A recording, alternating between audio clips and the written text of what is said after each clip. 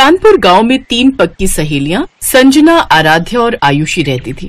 वो तीनों एक ही स्कूल में एक ही क्लास में पढ़ती थी। छुट्टी के बाद वो तीनों एक साथ बाहर निकली। वो देखो, हमारे बर्गर वाले चाचा आ गए। ये बिल्कुल टाइम पर आते हैं हमेशा। वो तीनों बर्गर वाले के पास चली गई।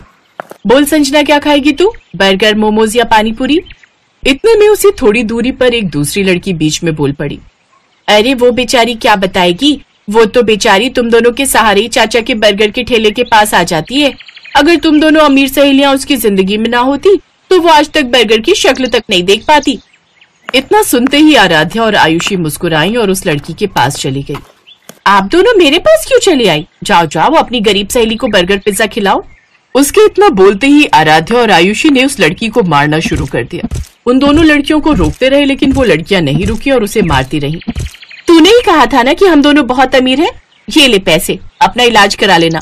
उम्मीद से ज्यादा ही पैसे हैं ये। आज के बाद हमारी सहेली के खिलाफ किसी ने जरा सा भी कुछ कहा तो उसका अंजाम इससे भी खौफनाक होगा। चल संजना, अब घर चलते हैं। वो तीनों सहेलियां वहां से चली गईं। तभी चाचा ने उस लड़की से कहा, बिटिया, मुझे लगता है कि आज के बाद आप किसी भी गरीब का मजाक नहीं उड़ाओगी। तो इस तरह से उन तीनों की दोस्ती के चर्चे पूरे स्कूल में थे। संजना गरीब जरूर थी लेकिन आयुषी और आराध्या उसे इस बात का कभी भी मलाल नहीं होने देती थी। रास्ते में, मैं कितनी खुशनसीब हूँ कि मुझे तुम दोनों जैसी सहेलियां मिली। तुम दोनों इतनी ज्यादा अमीर हो, तुम दोनों के पिताजी की खुद की कंपनियां चलती हैं, फिर भी तुम दोनों मुझसे कितना प्यार करती हो। तुम दोनों को तो किसी बड़े अमीरों वाले स्कूल में पढ़ना चाहिए।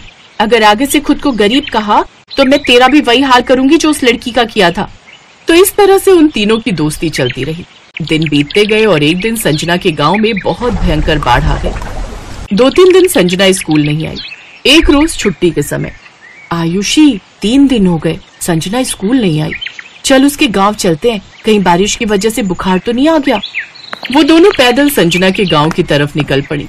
जैसे ही दोनों संजना के गांव के पास पहुंची वैसे ही कुछ पुलिस वालों ने दोनों को रोक लिया। कहाँ जा रही हो तुम दोनों? इस गांव में मेरी सहेली रहती है। अब इस गांव में कोई नहीं रहता।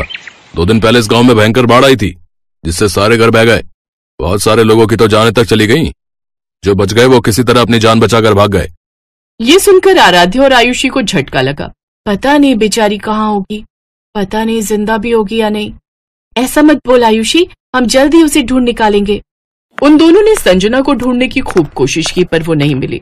उन दोनों ने संजना के बारे में अपने अपने पिता को भी बताया।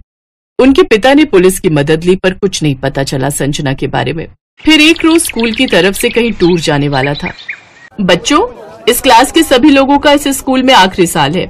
इसके बाद आप सभी कॉलेज में चले जाओगे, तो इस साल को यादगार बनाने के लिए हम सभी टूर पर जाएंगे, वो भी उत्तराखंड की वादियों में। सभी बच्चे खुश हुए लेकिन आराध्या का मन नहीं था जाने का। आराध्या चलते हैं ना, हमारा मूड भी थोड़ा बहल जाएगा। आयुषी की जिद करने पर आराध्या मान गई। दोनों ने टूर वाली बात अपने पापा को बताई। तुम लोग इतनी दूर टूर पर जाओ, मैं तुम्हें नहीं रोकूंगा, पर तुम दोनों स्कूल बस में नहीं बल्कि अपनी कार से जाओगी। पंकज हर वक्त तुम दोनों के साथ रहेगा। आयुषी, मैंने आपके डैड से भी बात कर ली है, तुम दोनों मेरी ही कार से जाओगी। ओके? Okay uncle. अगले दिन वो लोग उत्तराखंड पहुंच गए। आयुषी, उस लड़की को देख, वो जो बकरी चरा रही है, ये तो अपनी संजना जैसी लग रही है। वो दोनों उसी लड़की के पास पहुंच गई। वो कोई और नहीं, संजना ही थी। संजना ने उन दोनों को देखा। तीनों का गला भर आया। तीनों बहुत कुछ बोलना चाह रही थी पर आवाज ही नहीं निकल रही थी। पता है, हमने तुझे कहाँ कहाँ नहीं ढूंढा, अचानक से गायब हो गई तू। सब कुछ बताऊंगी। आओ, यही पास में मेरा घर है, चलोगी नहीं? क्यों नहीं चलेंगे? हाँ चल चले। तीनों कार में बैठकर संजना के घर पहुंच गए। उसका घर कुछ खास अच्छा नहीं था। संजना के माता पिता ने खिड़की से ही उस कार को बाहर देख लिया और वो डर गए। ये इतनी बड़ी कार तो हमारे घर की तरफ आ रही है, कहीं ये लोग बैंक की तरफ से तो नहीं आए हैं? इनका आना तो बनता ही है। अगर हम टाइम पर लोन जमा कर देते तो ये लोग नहीं आते। अब ये लोग हमारे घर का सारा सामान उठाकर ले जाएंगे। संजना के पिता ये सब कुछ सोच ही रहे थे कि तभी आयुषी और आराध्या उनके घर आ गई। संजना भी साथ में थी। ये सब देखकर वो दोनों हैरान हो गए। आराध्या, आयुषी बेटा, आप दोनों यहाँ इतनी दूर? चाचा, ऊपर वाले ने आखिरकार आप लोगों से मिलवा ही दिया। आप लोग तो बिना बताए गायब हो गए। पता है, पापा भी आप लोगों को खूब ढूंढते रहे पर आप लोग मिले ही नहीं। क्या बताऊं बिटिया, उस भयंकर बाढ़ ने तो हमारे पूरे गांव को ही उजाड़ कर रख दिया। बहुत लोग मारे गए। किसी तरह अपनी जान बचाकर हम लोग भागे। महीनों लग गए रुकने का सहारा ढूंढते ढूंढते। फिर यहां उत्तराखंड में एक दोस्त ने मेरी एक पेट्रोल पंप पर नौकरी लगवा दी। फिर लोन लेकर हमने ये छोटी सी झोपड़ी बना ली है।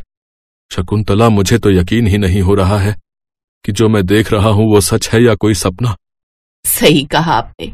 ये दोनों बहुत बड़े घर की बेटियां हैं, फिर भी हमारी संजना से इन्होंने आज तक दोस्ती नहीं तोड़ी। अगर पूरा देश ऐसा ही हो जाए तो ये देश फिर से महान बन जाएगा। अम्मा, तुम तो जानती हो कि ये दोनों मेरी बचपन की सहेलियां हैं। हम तीनों को पूरा स्कूल जानता था। एक बार तो मुझे किसी ने गरीब कह दिया तो इन दोनों ने उसकी खोपड़ी फोड़ दी। तुम तीनों की दोस्ती देखकर तो मुझे अपना पुराना भारत याद आ गया। अच्छा, तुम तीनों गप्पे मारो, मैं सबके लिए चाय बनाकर लाती हूँ। अरे नहीं अम्मा, आप तो मुझे पाप चढ़ा देंगी। मैं भी चाय बनाकर लाती हूँ, तुम दोनों यहीं बैठो। अम्मा जी, आप दोनों बैठो, आज हम तीनों मिलकर चाय बनाएंगे, फिर आप बताना कि चाय कैसी है। हाँ माँ जी, हम तीनों बेटियों के होते हुए भला आप क्यों चाय बनाएंगी। तो इस तरह संजना, आयुषी और आराध्या किचन में चाय बनाने चली गई। धीरे धीरे शाम हो गई।